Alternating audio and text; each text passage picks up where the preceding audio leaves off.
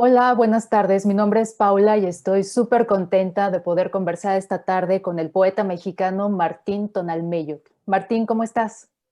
Hola Paula, muy bien, un gusto. Igualmente. Pues les cuento rápidamente que Martín es un poeta mexicano guerrerense, tiene estudios en literatura, en lingüística. Actualmente eres doctorante, ¿cierto? Doctorante en la Universidad de Benemérita Universidad de las Américas en Puebla. No, de decir, en la UAP, en la Benemérita Universidad Autónoma de Puebla. Ok. Y además es profesor de lengua náhuatl, traductor, locutor, articulista, cuentista y poeta, ¿cierto? De todo, hasta De el campo todo. le hago también. Y campesino El también. campesino también. Ok, vale. Y bueno, has publicado los libros Ritual de los Olvidados, Antología Personal y Uñamar como producción propia, pero también has sido coordinador de las antologías de poesía contemporánea en lenguas originarias de México, Flor de Siete Pétalos y 24 poetas contemporáneos en lengua náhuatl. O sea, Así es, Paula. mucho trabajo editorial. Y me gustaría empezar la entrevista preguntándote, ¿por qué elegiste la poesía como lenguaje de expresión, Martín? ¿Por qué la poesía? Fíjate que no lo elegí, más bien lo encontré en el camino, en el proceso de creación. Yo creo que lo encontré a la poesía porque como mi primera perspectiva de escribir algo era escribir cuentos. Y justo este escribir cuentos, yo quería relatar un poco como los cuentos antiguos que se contaban en mi comunidad. Mi padre es un gran contador de historias en lengua náhuatl. Entonces yo escuchaba y pensaba que algún día quería reescribirlos o escribir nuevos cuentos que se parecían a estos.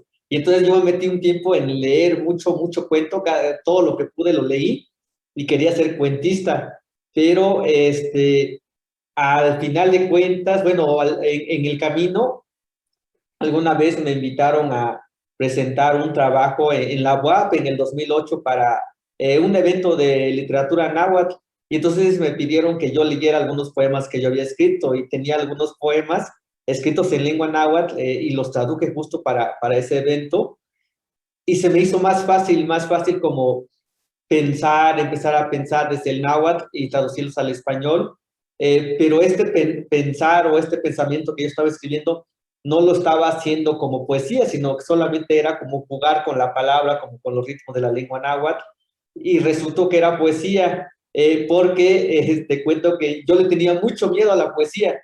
Cuando leía Paz, cuando leía Los Poetas Malditos, yo no entendía como ese panorama de la poesía, no sabía qué era poesía, sentía que eso es para gente, híjole, pues que tienen una mentalidad de aquí al cielo y que pueden crear muchas cosas.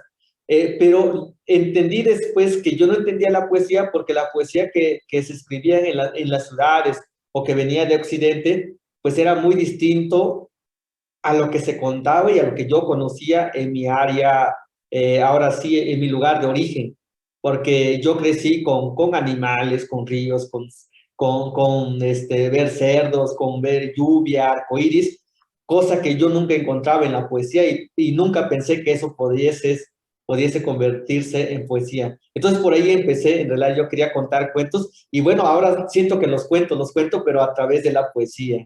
Ujú. O sea, cuentas historias a través de la poesía. Exacto. Ok. Y entonces empezaste a escribir primero en náhuatl, la poesía.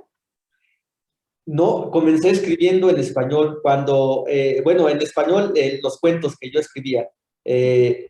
Esto sucede porque el náhuatl yo lo aprendí muy grande, cuando ya tenía más de 20 años, es cuando comencé a escribir la lengua náhuatl. El náhuatl yo lo hablé desde pues, los primeros años de mi vida, pero no lo sabía escribir el español porque fue a la escuela hasta después de los 8 años. Aprendí a leer y escribir el español, pero en mi lengua náhuatl no. Ya hasta como después de los 20, cuando fui profesor de niños ahí de la montaña de Guerrero, en CONAFE, pues me dieron como la tarea de ser enseñante o ser instructor de lengua náhuatl. Entonces, yo, ¿cómo enseñar? ¿Cómo yo iba a enseñar si yo no lo sabía? Lo que hice, pues, fue aprender de los libros de primaria, de textos gratuitos, de los libros que se usan en las escuelas primarias. Aprendí las grafías y comencé ahí como a explorar, a escribir. Y ya fue hasta después de la carrera, como en el tercer año de la carrera, fue cuando quise regresar a mis raíces, quise otra vez conocer mi propia casa, conocer qué se hace allá, por qué se hace, por qué es distinto. Y eso fue como lo que empecé a registrarlo de manera escrita en lengua náhuatl, porque en lengua náhuatl se me hace más fácil escribirlo para después traducirlo. De hecho, también lo he hecho también al revés. He escrito algunos poemas en español y los traduzco al náhuatl con el lenguaje que habla mi comunidad, pero es más difícil porque hay palabras que usamos en el español y que en el náhuatl no existían o no existen. Entonces prefiero escribir en náhuatl para poder hacer un poco más fácil esta transmisión de la traducción a la segunda lengua. Okay. ¿Y hay para ti alguna diferencia entre escribir, desde pensar, escribir y recitar o leer un poema en náhuatl y en español? Yo creo que son procesos muy distintos porque a la hora de escribir uno tiene que pensar qué palabra va a decir, pero además qué palabra le sigue después de una y de otra y de otra. Y no solo eso, también se le busca en la poesía lo que le llaman en español el ritmo, ¿no?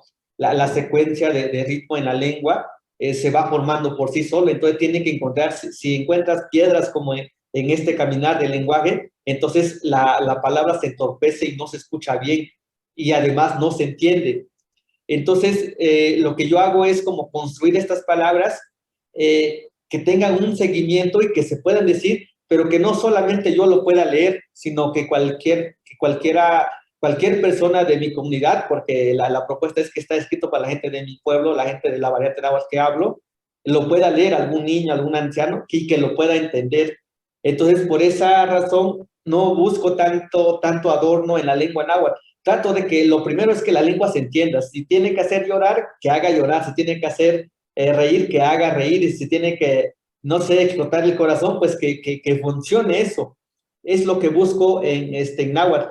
Y ya, pues recitar es como, de repente, a veces hasta aprenderse de memoria un poema y decirlo de manera bien, como con esta musicalidad que se genera. Pero yo creo que es distinto. Yo creo que el escribir es pensar, porque no puedes decir cualquier cosa. Y además, todo lo que diga uno también tiene que responder a ello. Es una responsabilidad muy grande. No puedes decir cualquier cosa y después no aceptar que tú lo hayas dicho. En la poesía tienen que ser las palabras muy claras, muy concisas, pero que uno tiene que apropiarse y uno tiene que defenderlos de una o de otra manera.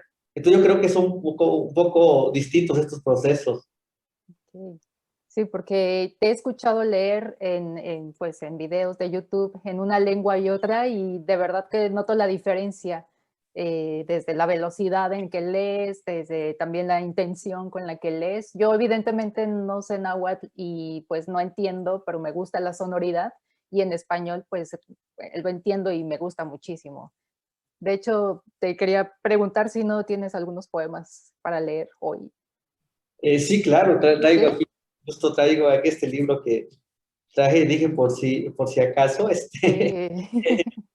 traigo aquí el de los últimos libros que hice. ¿Quieres que te lea uno un poco largo o tenemos tiempo? Sí, el que tú quieras, el que tú quieras. Bueno, este lo quiero leer porque me gusta cómo lo narro. Se llama Camañantica. Camañantica ni polihuitzal kuin huehuichcahualistle. Camañantica ni mate que tla ni yotlame ni manne que ni tlastos. Camaña ni mate que entla ni chetone que en itla popcintle. Camañantica ni tlacha que entla melawak ni chicasto ni mannequicia. Ni tlapalhuis hueyatzintle no so ni patanes tlatlacuilhuicac. Camañantica ni tlatemique ni yehuatok pametztle. Ni mate que neje tlamantok más que te pompa ni tlatemique. Camañantica peo ni tlatuan sanahuatzin. Que tiquitosia ni que minonostok temome. Tiquitosia que en cada nota todo tzitziguan o le toque pantepantle. Que en cada un postin melawak ni echcaque ni manquema. Peo estaga tlatoan ni man nechtetenewa. Camaña ni cawa ni tlanemilia. Xinneque ita ni chihuas más que amo ni nasmantok, amo no yolcopotok, amo ni tatemastok ni cana ni sextok. Saninese que ni tanemilitok, que ganatiquitosia ni neque, ni quintemique te tatemicua, que cada ni que mita se que no me no temi que to tome, chichime güey me no so, mi chetete xochitla paltique. Ne que cuilua no se agualis, que ne que momosla ni chantito, que ne que tacha se huetzcalistle, ni tlacuilua campaicón, ni huele ni que estequile chicahualis tlayuisiot, campaicón ni huele no yo campa shakana nahuate, chicahual tlacacalata ni mangamo ni coche chicano cuicatia chocatitintin. Pampaicón no mapiltitziwan amo como pitzihuisque, ni mamosla no suitla, ni se campa o xoxoponque. Ni tlacuiloa pampa nechcocoa note, campa tlaxtlani quitoa, xacatequi mates campa melawan no popoto. Ni tlacuiloa campa no nacaswan xuele coche, campa cactoque que neque tlacuiloto no laptop, ni man inte postle melawak xtewi ni man quixicoa in yeti cochistle. Cuas conteo sepa no tlatolcia, que meteca que ni man quitlaquicuila tlignagua ni quitoa. Aquí no te quimate campa camañantica nechcocoa no cochla no so. Momosla shine notzon, kamañante ni tlanemilia sepa no soopa, ni mashtani con isnestia, ni manei pamoste sancantla manto. Un taquero sangue en tlanemacato campa kipia ika, quintlacuatis de coneguan, un tota guanochipa toca kichisto pewa maquillowe, un cuatuan istoca quechua melawak chocato, ni tlatlaco tequiscan, campa y coneguan, yo quimistequilisque. Kamañan pewa noche no patle panse chotlac, y te chcopa se meste no sucede xistle, ni mamás camo casi macaquiste, más que mapanocan se yeye no sonagüe tlamantin, cuantlinxcama ni quelcagua, más que sancino mano chigua y te chcopa, y tlatemitzin un papalos, no so tzicatzintle huancapostic, no soy te chcopa y tlahuelzin un chilpan chichiltic, y te chon huelle cahuit huanamo ticcha, no chipate ni con isnesia, moxochitlahuilzin, no chipa ni con isnesia, y xochitlatotitzihuan, motlatemicuan. Algunas veces me pierdo entre los escombros de la vida. En otras me siento como agobiado por el silencio. Hay de esas donde desvanezco como el humo. En otras despierto enérgico y con ganas de pintar el mar y volar sobre el cosmos. Algunas otras veces me siento en la luna. No sé cómo es eso, pero sé que me sueño ahí. Otras veces hablo involuntariamente como si platicara con las ranas, como si las palabras se movieran sobre las paredes, como si los árboles me escucharan y en secreto murmuraran mis pálidos pensamientos. A veces dejo de pensar, dejo de animarme, pero no estoy triste, ni afligido, ni desconsolado, ni apagado. Solo estoy como pensativo, como queriendo soñar la vida de otros, de esos otros que se sueñan aves, perros de raza o peces de colores. Por ello escribo mi cansancio, la brevedad de mis días, el color de las risas, para robarle vida a la noche, para no dejar dormir al silencio, para hacer ruido y acompañar a los grillos en sus silbidos, para que mis dedos no queden tiesos y tengan al menos un callo de vida. Escribo para relatar los dolores de mis entrañas, porque de no hacerlo, nadie más sabrá que me carcome. Escribo porque mis oídos se han mal acostumbrado al tecleo de mi laptop y este aparato tan lleno de vicios insiste en seguir despierto toda la noche. Por eso me pregunto a veces, ¿cuántos en verdad están interesados en lo que digo? ¿A quién le interesa que mi muela me duela o que esté quedando calvo?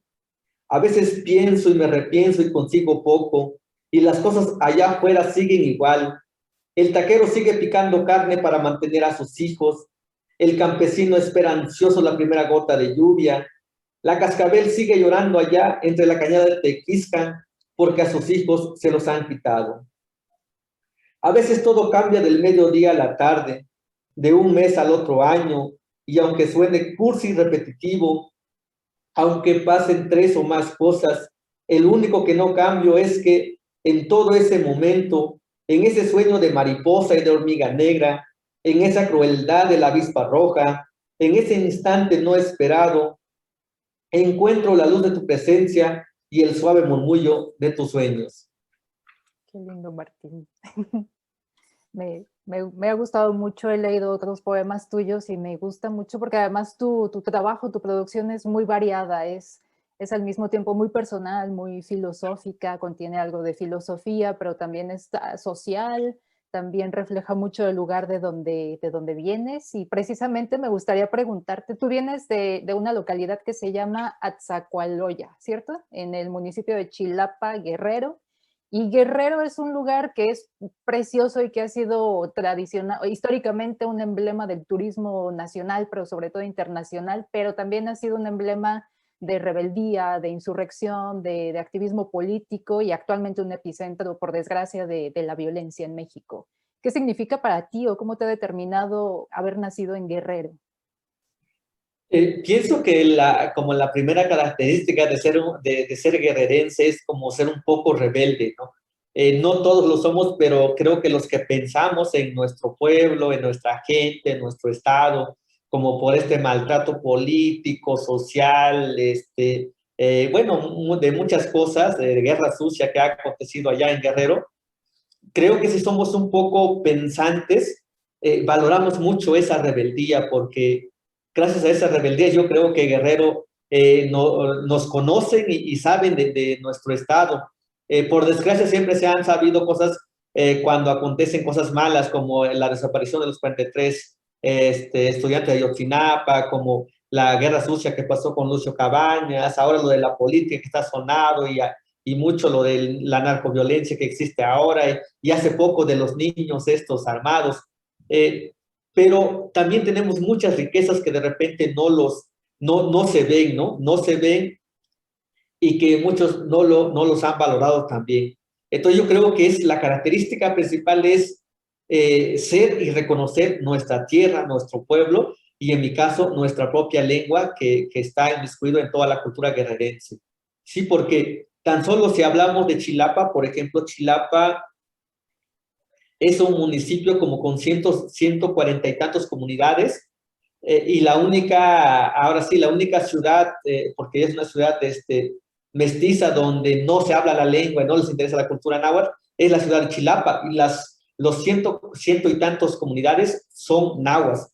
Todos los demás pueblos son nahuas. Algunos ya lo niegan por cosas de racismo, por cosas de este tipo de discriminación, pero la gente de allá siempre ha luchado para, pues ahora sí, mantener vivas las raíces, pero también para tener como los derechos básicos, como la tierra. Nosotros somos comuneros, por ejemplo, y no tenemos que pagar el lugar donde vivimos, no pagamos el terreno que tenemos, lo sembramos porque, pues alguna vez nos lo cedió el comisario, el comisariado, y a diferencia de otros lugares como Puebla, por ejemplo, en la Sierra Norte, cada pedazo de tierra que tiene una persona tiene que estar pagando el lugar donde vive y aparte el pedazo de tierra que es pura piedra que tiene que pagar para poder tener derecho a sembrarlo. Y nosotros no, pero son los derechos y es la lucha que nos ha dado estos derechos, ganarlos pues como con la vida, con la muerte. Y ahora pues la lucha también lo hacemos desde la cultura, desde la palabra y desde la poesía también.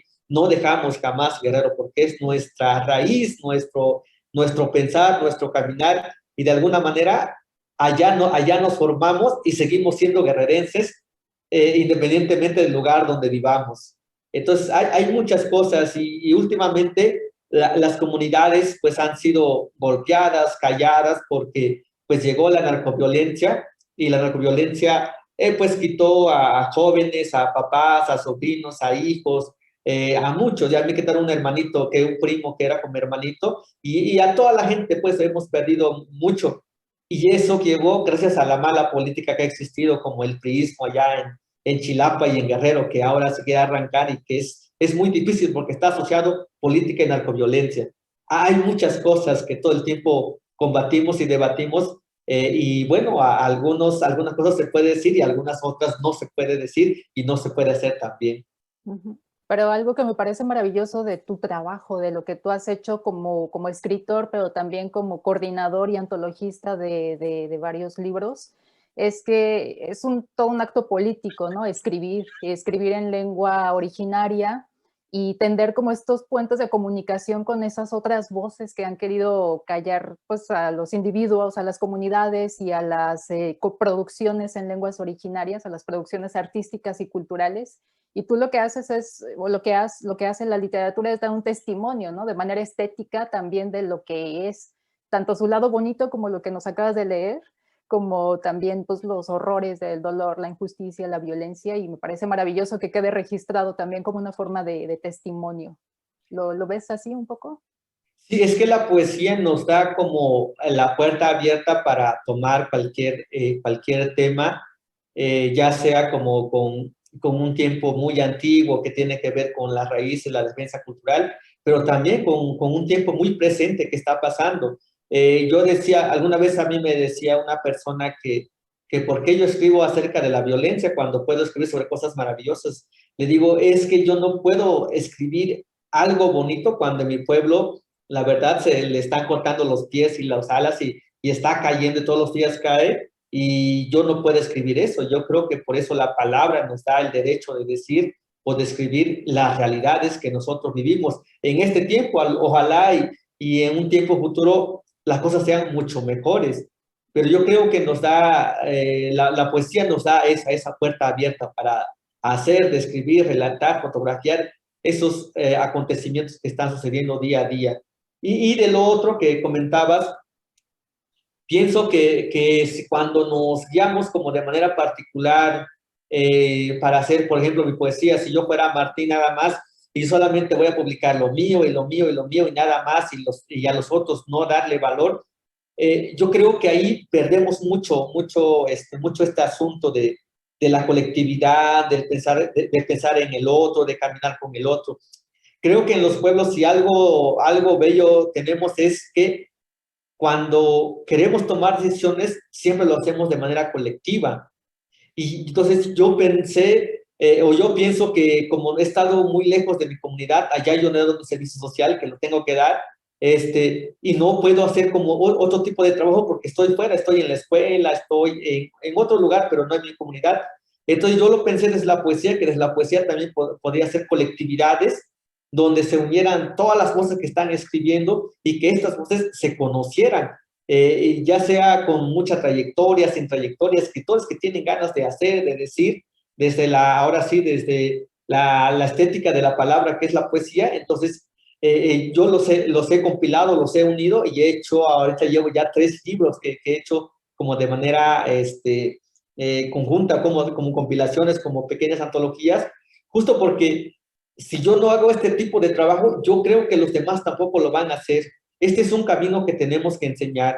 Yo siempre pienso que de las cosas que trato de hacer o trato de decir, siempre pienso en los que vienen allá atrás, y allá atrás vienen los niños.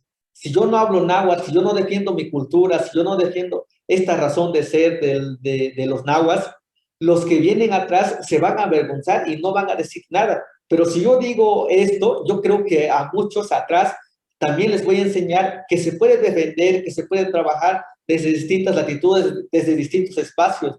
Y en este caso a mí me tocó hacer como un poco de trabajo literario y lo estoy haciendo cada vez más y a lo mejor quiero hacer otro libro más grande, más adelante, donde pueda compilar todas las voces, pero pues es también difícil como la otra parte de la publicación. ¿Dónde publicas? ¿Con quién publicas? ¿Cuántos libros te van a dar? ¿Si te van a pagar o no te van a pagar? Porque este trabajo de la poesía pareciera fácil hacer la compilación, pero es un trabajo que te lleva 2, 3 años y la peor parte de los tratos con las editoriales es que no te pagan. A muchas te dan 100 libros, 50 libros y date por satisfecho. Y si son libros colectivos, de tus 50 libros se los tienes que volver a repartir a los otros compañeros que también colaboran. Entonces es muy difícil, pero yo creo que estamos sabiendo. Yo he dicho que nos falta llegar a más lugares como las bibliotecas, que no estamos todavía, con libros como el mío, como el de Uber, como el de Natalia, muchos no están esos libros, pero también falta llegar a las librerías, que se oferte este tipo de poesía. Pues es poesía universal que tiene temáticas distintas y que se puede leer como cualquier otro porque viene la traducción al español y se puede disfrutar como cualquier otra poesía, pero no hemos llegado, en eso estamos creando puentes, vinculándonos con otros colegas, con otros compañeros, pues para que estos libros puedan ser leídos. Ok. Entonces, ¿crees que se está empezando a abrir un poco el mercado editorial a publicar este tipo de escritura? Pues no, no sabemos si se está abriendo, pero lo que sí es que muchos compañeros estamos haciendo que sean visibles las literaturas mexicanas. Yo les llamo literaturas porque no es literatura indígena. Cuando decimos literatura indígena, encasillamos en un mismo lugar a todas las literaturas distintas que hay en México. Y si hablamos de literaturas mexicanas, entonces podemos darle nombre a literatura wixárika, literatura yaqui, literatura náhuatl, literatura ñondao, literatura mepa. Entonces le podemos dar nombre. Yo creo que no, no sabemos qué suceda, pero sí lo estamos trabajando y estamos haciendo toda bueno, estamos ocupando todos los espacios que hay, tanto digitales como materiales o físicos, para que también exista esta literatura y que se reconozca, porque tú bien sabes que en México, cuando se habla de literatura mexicana, pareciera que solamente es aquello que se escribe en español y pareciera que lo otro es distinto, es muy lejano o que no tiene el mismo nivel, ahora sí, metafórico, estético, como lo que se escribe en español. Y la verdad es que no es cierto. Cuando tú lees a un poeta en alguna lengua originaria, te das cuenta híjole, de la capacidad estética que hay, pero que no lo hemos descubierto porque no los hemos leído. Ujú. Yo creo que estamos ahí hasta ahorita. Sí, justo cuando empezamos la entrevista mencionabas que cuando tú escuchabas hablar de poesía y pensabas en Octavio Paz, por ejemplo, pues te parece algo muy grande, pero es que siempre nos han inculcado como que la literatura es algo pues de mucho prestigio, de alta cultura, pero pues no, es realmente una expresión que cualquier ser humano es capaz de producir y de recibir, ¿no? De apreciar. Sí, claro, sí, sí, solamente nos falta como aventarnos a aprender a nadar, ¿no? ¿Cómo aprendemos a nadar? Cuando ya estamos en el agua tenemos que aprender porque si no nos ahogamos. Yo creo que con las letras también, cuando ya estamos adentro, aprendemos a hacer formas, nos formamos con libros, con talleres, y eso uno lo va haciendo en el camino, siempre y cuando le guste a esa persona, porque también cualquiera puede formar versos, pero si no le sigue, pues ahí quedan también. Sí, sí. Y estaría genial también que pudieran entrar en los libros de educación, por ejemplo, de educación básica, porque yo, bueno, ya hace muchos años que estudié ya en México, pero recuerdo que casi no había literatura en lenguas originarias. Pues es que el trabajo como que tiene esa intención, que de un día después o en el futuro, esta literatura no lo vean como distinto, como distinto, mejor dicho, sino que como lo vean como algo tan normal como cuando estás en México, pues tú lees poesía francesa, poesía como Wisława Szymborska, de otros poetas extranjeros, y lo lees en español y no lo ves distinto porque la poesía no tiene etiquetas, es universal. Entonces lo que queremos es que se asocie esta poesía escrita en lenguas originarias y que no lo vean como indígena, porque ese indígena tiene mucho historial de racismo y discriminación, y por eso tratamos de no usarlo y mejor llamamos nuestra literatura con su propio nombre. Ujú. Oye, y también se ha asociado muchas veces cuando escuchamos hablar de literatura, el mote de literatura indígena, pero también literatura escrita en lenguas originarias, lo asociamos pues a la literatura prehispánica, ¿no? Algo como muy antiguo, pero yo creo que en los recientes años o recientes décadas ha habido como nuevas generaciones de poetas y de escritores en lenguas originarias. Te quería preguntar, tú como lector, como académico, como estudiante y como compilador, ¿has notado como algún tipo de constantes en esta nueva producción en lenguas originarias contemporánea? ¿Hay como temas constantes? Yo creo que ha cambiado mucho. No me acuerdo quién, pero decía un poeta que todos los que escribimos siempre copiamos a un poeta que nos gusta mucho, ¿no? Y yo creo que la poesía en lenguas empezó algo así. En los primeros escritores zapotecos, mayas, nahuas y de otras culturas, yo creo que copiaron un poco como la poesía o el historial que recopiló León Portilla de Nezahualcóyotl y de otros poetas antiguos, ¿no? Creo que copiaron un poco el ejercicio de querer hacer algo similar de lo sagrado, del ahuehuete, de la ceiba, de esos árboles, o del Padre Sol, más la Madre Tierra. Yo creo que tiene un poco, pero en este transcurso, en este caminar de la poesía en lenguas, yo creo que ha venido cambiando.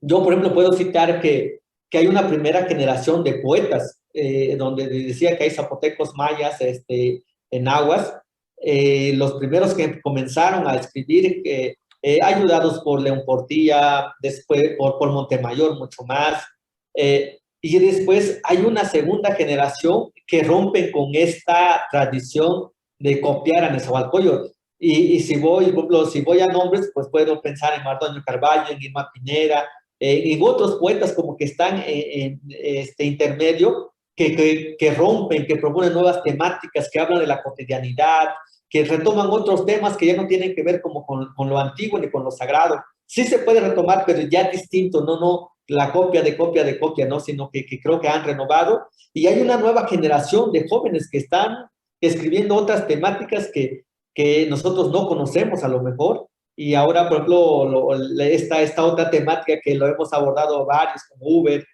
yo y otros que narran sobre la violencia, que no se habían tomado en cuenta, pues, porque se estaba pensando en la otra poesía. Yo creo que tiene como este historial y este camino, y ahora creo que ¿cómo decirlo? Ha fortalecido todo esto a la poesía en lenguas, y que ahora ya no hay distinción de que tiene que hablar de Nezahualcóyotl, de que tiene que hablar de eso. Yo creo que no, que la poesía puede hablar o puede hablarse o hablar de lo que sea, del momento que sea, siempre y cuando tenga las características estéticas que ofrecerle al lector. Yo creo en eso. Ok.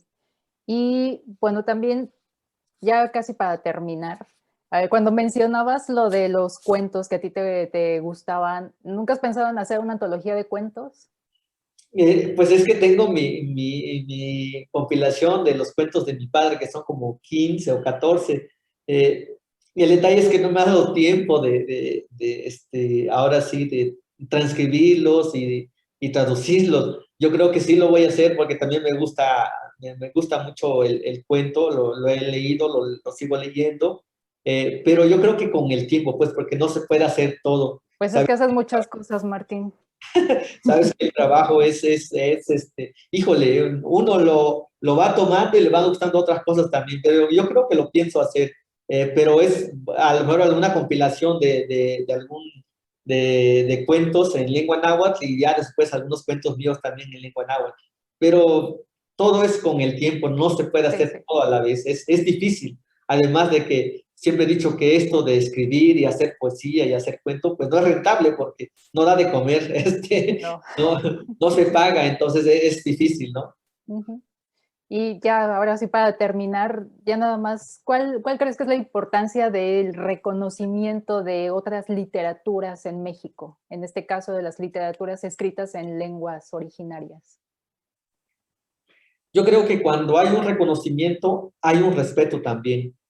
Cuando no hay reconocimiento es que se le está faltando respeto a la otra cultura, a la otra lengua, al otro escritor, a la otra persona. Entonces, yo creo que la poesía también funciona así. Yo escribí un artículo hace poco, que lo publiqué ahí en Hojarasca, de la jornada, que decía que la poesía no discrimina, pero sí discriminan los escritores y las escritoras. Entonces, como ahí está la razón de ser. Yo creo que cuando hay un reconocimiento, cuando hay un corazón abierto, igual ¿cómo decirlo?, de la poesía del mundo, del lugar que sea, yo creo que hay un valor, ahí crece la poesía, y pienso pues que, por ejemplo, el trabajo que hacemos nosotros, lejos de manchar el rostro de la poesía mexicana, yo creo que le va a cambiar el rostro, le va a abonar, le va a dar nuevos colores y lo va a fortalecer. Yo estoy pensando que si tenemos otro premio Nobel de aquí a 50 años o menos, ya no va a poder hablar de la poesía mexicana sin abarcar a la poesía en lenguas originarias. Pero eso, ¿quiénes lo tienen que hacer? Yo creo que nosotros los que somos conscientes, los que hablamos una lengua, los que podemos escribir de manera bilingüe. Yo creo que es importante, sin quitar el mérito, por ejemplo, la gente que traduce a otras lenguas, también que escribe. Pero yo creo que estas lenguas, estas culturas de nosotros, tenemos que darles voz, tenemos que darle rostro, porque es en el lugar donde nos movemos, porque son las costumbres que hacemos, pero no sabemos de dónde vienen. O sea, estas raíces que lo practicamos, o este pozole que comemos, el mezcal, el pozole, el aguacate, no sabemos por qué lo hacemos, o estas fiestas tan bonitas y coloridas que existen, no sabemos de dónde vienen, cuando todos tienen un origen de una cultura originaria, o ¿cómo decirlo?, estas comidas tan bellas que tenemos en México, que no sabemos de dónde viene ni el nombre, por qué se llama guasmole o por qué. Yo creo que este reconocimiento es el respeto, y cuando hay un reconocimiento yo creo que hay una convivencia sana, y en la poesía sucede lo mismo, cuando hay un respeto, hay una convivencia sana de compartir ideas, de compartir palabras, de compartir la estética de cada poeta o de cada pueblo. Yo creo que ahí radica el reconocimiento. Cuando no hay eso, va a seguir habiendo diferencias, pero yo creo que esas diferencias, lejos de aportar, quitan, siempre son unos y los otros siempre son como los que vienen atrás. Yo creo que debe haber una convivencia así vertical, o cómo llamarlo. Sí, equitativa. Equitativa. Uh-huh. ¿Y cómo ves la recepción? ¿La gente ha empezado a recibir bien? ¿Quién es el principal público? De lo que yo me he dado cuenta es que nuestros principales lectores son los hispanohablantes. Y lejos de criticar nuestra poesía, yo creo que lo han recibido muy bien.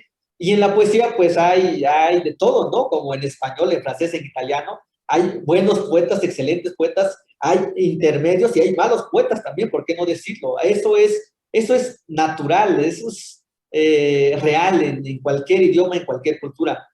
Entonces yo creo que nos han recibido muy bien, cada vez más se acercan los lectores a estas literaturas que se están creando, y pues nuestros principales lectores yo creo que son los hispanohablantes, pero por una razón bien importante, Paula, porque, por ejemplo, en náhuatl hay muy pocos lectores, no porque la gente no quiera leer. El problema no es eso, sino que el problema es que la gran mayoría de la gente de 40 años para adelante no sabe leer y escribir. O sea, y eso no estamos hablando del 50% de la población indígena, estamos hablando del 60% de la población indígena general no sabe leer y escribir. Entonces, cómo van a leer nuestras creaciones literarias si no saben leer y menos escribir en la lengua? A muchos pueden leer un poco en español, algunos, como mi papá sabe leer algunas cosas en español y mi mamá también, pero no en náhuatl. ¿Por qué? Porque nunca fuimos educados para leer y escribir en nuestra propia lengua. Yo te decía que yo después de los 20 años aprendí a escribir y a leer en la lengua náhuatl, no lo sabía. Entonces, esa es la razón. Por eso sigo pensando que en este momento estamos creando, estamos haciendo para el futuro. Yo estoy bien, no sé, pienso de manera positiva que de aquí a 20 años todos nuestros niños de náhuatl sabrán leer y escribir. No lo sé, pero yo quiero que suceda así. Ojalá sí, y no solamente en náhuatl, en todas las culturas, porque no saben leer ni escribir. Ojalá, ojalá.